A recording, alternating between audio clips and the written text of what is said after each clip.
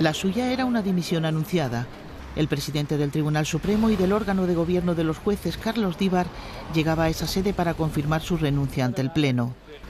La cuarta autoridad del Estado había ido perdiendo la confianza de todos sus vocales ante unos viajes poco justificados y poco explicados.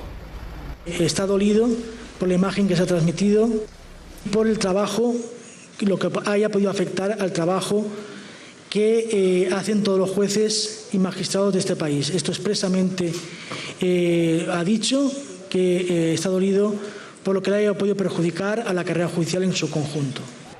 Era la primera vez que un presidente del Supremo se veía obligado a dejar su mandato.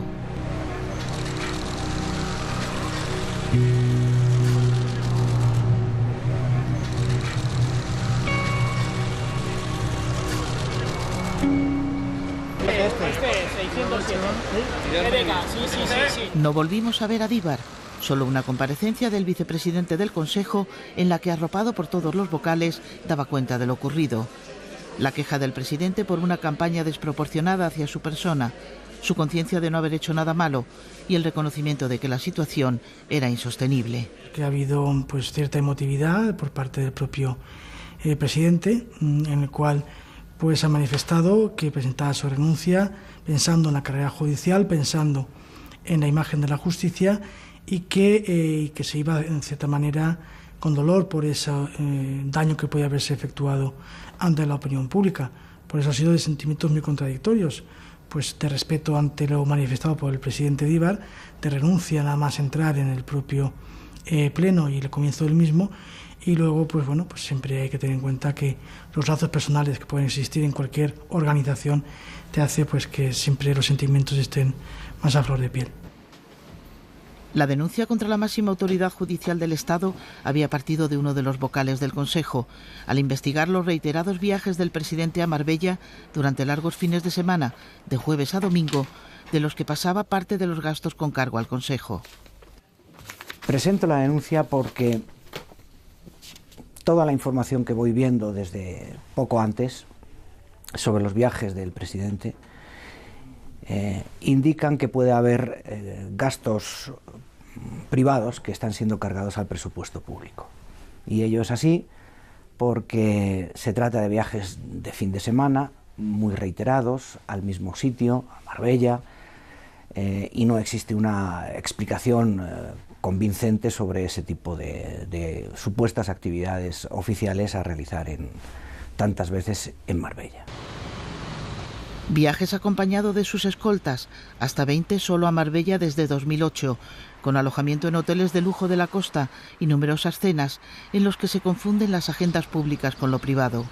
El vocal intentó recabar más datos del Consejo, pero ante las escasas respuestas interpuso una demanda a la Fiscalía para que investigara. Esta no encontró intención de lucro en los viajes ni pruebas de conducta delictiva, por lo que archivó la causa. Hacer viajes privados con cargo al presupuesto público es una conducta delictiva.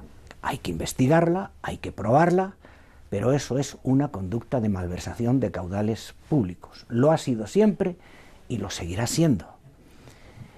Y por tanto, aquí la duda es si había unas normas internas en el Consejo que obligaban o no obligaban a informar sobre las concretas actividades oficiales que motivan determinados desplazamientos o gastos protocolarios.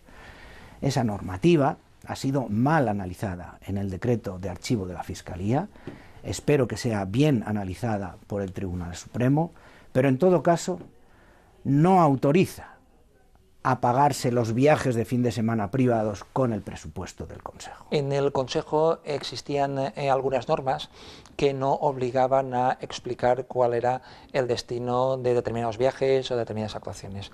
Es evidente que la sociedad tiene que conocer cómo se gana el dinero que se paga con los impuestos para poder ejercer también un control sobre los mismos y realizar las valoraciones oportunas. Lo que sí hay de por medio es una cuestión claramente de ética y de estética. Y estéticamente no ha habido una justificación clara terminante y expresa por parte del actual presidente sobre esos cargos de determinados viajes y facturas que efectivamente nunca se ha deslindado convenientemente sobre si eran, digamos, actividades estrictamente personales o estaban vinculadas al protocolo, al ejercicio de su cargo. Desde el punto de vista estético exclusivamente, y la degradación institucional que se ha producido, esto es lo que permite, digamos, decir clara y expresamente que lo más conveniente es evidentemente el cese. Viaje, fecha del viaje, destino. A este listado de viajes se uniría unos días después otro de 12 desplazamientos a distintas capitales, donde se repetían los gastos de manutención o protocolo, entre los 500 y los 1.000 euros, en fines de semana largos, que motivaron una querella por parte de una asociación judicial. En conjunto, los 32 viajes de Díbar supusieron 28.000 euros. Esta vez la denuncia iría a la Sala Penal del Supremo, donde 11 de los 4 magistrados concluyeron igualmente que en base a la normativa existente, que no obligaba a dar detalles de actividades, no se contemplaba abuso ni delito, aunque hay una petición al Tribunal de Cuentas para que revise el caso. Ya hemos visto que tanto el decreto de Fiscalía como el auto del Tribunal Supremo han manifestado que no ha podido observarse ninguna conducta tipificada en el Código Penal. Por tanto, no hay ningún tipo de ilícito. Otra cuestión ya era la cuestión administrativa, burocrática de la normativa existente, una normativa del año 96, que, bueno, pues que establecía una manera de comportamiento. Yo no voy a entrar a valorar cualquier otra circunstancia porque ni lo sé y le corresponde al propio presidente Díbar hacerlo, pero lo que sí hemos decidido que el pleno próximo del día 28 van a haber unas normas, van a haber una modificación y vamos a apostar por una transparencia absoluta. Yo creo que la norma que efectivamente ha posibilitado al presidente abordar este tipo de viajes en actividad privada es una norma que actualmente no se justifica, que tiene que ser modificada, pero que tiene que ser modificada hoy mejor que mañana, tiene que ser modificada de inmediato. Para entonces, Díbar contaba todavía con el apoyo del sector conservador del Consejo y otros vocales que recriminaron que las denuncias no se hubieran dilucidado dentro del propio Consejo, evitando un escándalo que crecía. El propio Díbar defendió entonces ante la prensa su honorabilidad, que fueron 32 viajes, pero en casi 4 años, en los que combinaba las actividades oficiales con el descanso y que a veces estos estaban sometidos a carácter reservado por razón de su cargo. Tenía que acudir al lugar donde están situados los juzgados. Tenía que acudir al lugar donde están las presidencias. Tenía que tomar contacto directo con la realidad del momento. En todo instante ha tenido que ser así. Yo viajo durante los fines de semana con muchísima frecuencia, porque no olvide que soy presidente del Consejo durante las 24 horas del día, 24 horas exactas. Y por tanto, tengo que aprovechar muchos viajes en fines de semana, puesto que aquí actividades del Tribunal Supremo y del Consejo me lo impiden. Tengo mi conciencia absolutamente tranquila y no he cometido ninguna irregularidad, ni jurídica, ni moral, ni política. En todo caso, creíamos que la corrección debería haberse hecho modificando la norma para impedir estos gastos de futuro. La opción de sacar esta cuestión a llevarla a la Fiscalía General del Estado, al Tribunal Supremo, a los medios de comunicación y generar la efervescencia que se ha generado en la opinión pública, creemos que es un ejercicio de tremendismo porque finalmente nos coloca en 2 decisiones malas. La decisión de dimisión del presidente desestabiliza las instituciones ante los ciudadanos y su permanencia lo hubiera hecho más. Además de los hechos, se ha producido una gestión muy poco afortunada de los mismos, puesto que no se han aportado las aclaraciones suficientes y se han planteado explicaciones muy poco razonables, como que el presidente de un organismo lo es las 24 horas del día. Es evidente que el presidente de una institución lo será en la medida en que esté ejerciendo funciones públicas y que actividades de carácter privado, de recreo, como en este caso de bastante reiteración en el tiempo, no tienen por qué ser pagadas con los impuestos de todos los ciudadanos. Carlos Díbar llegó a la presidencia del Consejo General del Poder Judicial y del Supremo en 2008, de la mano del entonces presidente Zapatero, que buscó su perfil de magistrado discreto y conservador, aunque no señalado políticamente, para desbloquear un puesto de difícil vacante que fuera aceptado por el PP. Díbar venía de una larga carrera en la Audiencia Nacional, primero como juez de instrucción y después durante 6 años como presidente de la institución. Su último acto oficial se produjo este lunes con motivo del bicentenario del Tribunal Supremo, un acto largamente esperado por Díbar por la presencia del rey, que finalmente tuvo que estar representado por el príncipe ante un viaje inesperado del monarca. Señor presidente del Tribunal Constitucional. Hubo discursos institucionales y aplausos para quien culminaba 43 años en la carrera judicial, pero para entonces Carlos Díbar ya sabía que el daño era irreparable y que su dimisión, forzada o no, le esperaba en el pleno convocado 3 días después. Señor Díbar, ¿nos atiende? ¿Qué tal ha ido el acto? Muy bien en todo, ¿eh? Señor Díbar, ¿va a ser uno de sus últimos actos? No lo sé. Señor Díbar, ¿va a ser uno de sus últimos actos como presidente? No lo sé. Ahora lo que pedimos al Consejo es que se ponga a trabajar para recuperar credibilidad porque la ha perdido a chorros. Me preocupa que todo eso sea el fruto de una vendetta interna, ¿no? Pues tiene sus riesgos de que pueda suceder en el futuro en otras instituciones. Pero él ha hecho lo que tenía que hacer porque no ha actuado correctamente y por tanto no se sostenía. Hay un problema de fondo que hay que resolver y es el bloqueo que ha tenido durante mucho tiempo la renovación de determinados elementos, determinadas responsabilidades, que tiene que resolverse no desde el bipartidismo, sino desde el más amplio consenso. Es una medida que venía siendo exigida por la opinión pública de manera mayoritaria.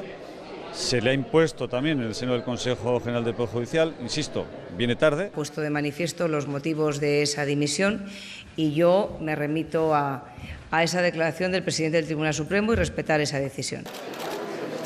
En sustitución de Díbar, que con 70 años pasa a la jubilación, Fernando de Rosa, vicepresidente del Consejo, conservador, se hará cargo del mismo en funciones, mientras en el Supremo le corresponde al juez de sala más antiguo, el progresista Siol Ríos. Lo deseable para políticos y jueces sería encontrar una figura que vuelva a presidir las dos instancias y sea capaz de hacerse con un órgano fuertemente politizado y al que corresponde velar por la independencia de los jueces. Creo que esta imagen solo se terminará de recuperar si el Poder Legislativo toma conciencia de que es imprescindible realizar una reforma en profundidad del Consejo General de Poder Judicial en casi todos sus aspectos, siempre, obviamente, respetando los límites constitucionales. Una vez se ha producido el cese del señor Díbar como presidente del Tribunal Supremo y Consejo General del Poder Judicial, lo urgente es que los 20 vocales se pongan de acuerdo. Se necesitan exclusivamente 13 votos para que se proceda de inmediato al nombramiento de un nuevo presidente que asuma las dos funciones de presidente del Tribunal Supremo y presidente del Consejo General del Poder Judicial para que ponga orden en esa institución. Dentro de la provisionalidad, porque voy a estar en funciones, el tiempo que sea, pues voy a intentar trabajar en promover la unidad dentro del Consejo y sobre todo recuperar la credibilidad de los ciudadanos y trabajar por los ciudadanos y sobre todo por la carrera judicial. Piensen que hay más de 4.800 jueces todos los días que van a trabajar en algunos sitios con unos medios bastante escasos y que resuelven más de 2,5 millones ponen más de 2,5 millones de sentencias y entran más de 9,5 millones de asuntos al año en los juzgados. Eso es lo importante. Mientras, Carlos Díbar, el magistrado que quizá no supo separar el cargo de la persona, ha abandonado ya el Consejo y el Supremo, pero su obligada dimisión ha abierto la puerta a una necesaria mayor transparencia de todas las instancias públicas.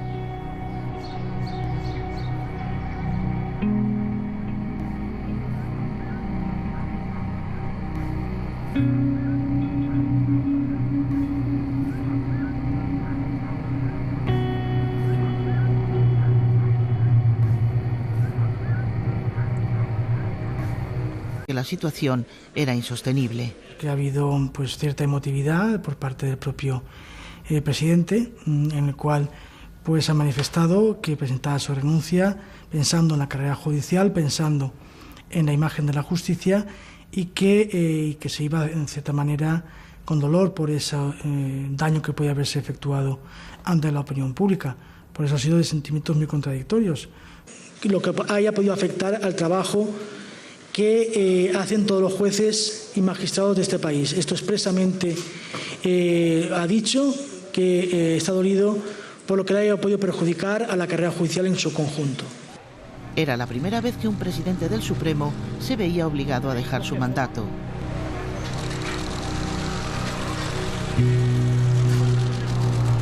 Pues de respeto ante lo manifestado por el presidente Díbar, de renuncia nada más entrar en el propio pleno y el comienzo del mismo, y luego pues siempre hay que tener en cuenta que los lazos personales que pueden existir en cualquier organización te hace pues que siempre los sentimientos estén más a flor de piel. La denuncia contra la máxima autoridad judicial del Estado había partido de uno de los vocales del Consejo. La suya era una dimisión anunciada. El presidente del Tribunal Supremo y del órgano de gobierno de los jueces, Carlos Díbar, llegaba a esa sede para confirmar su renuncia ante el Pleno. La cuarta autoridad del Estado había ido perdiendo la confianza de todos sus vocales ante unos viajes poco justificados y poco explicados. Está dolido por la imagen que se ha transmitido, por el trabajo.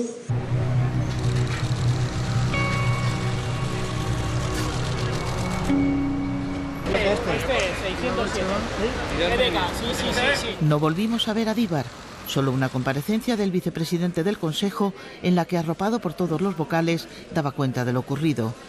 La queja del presidente por una campaña desproporcionada hacia su persona, su conciencia de no haber hecho nada malo y el reconocimiento de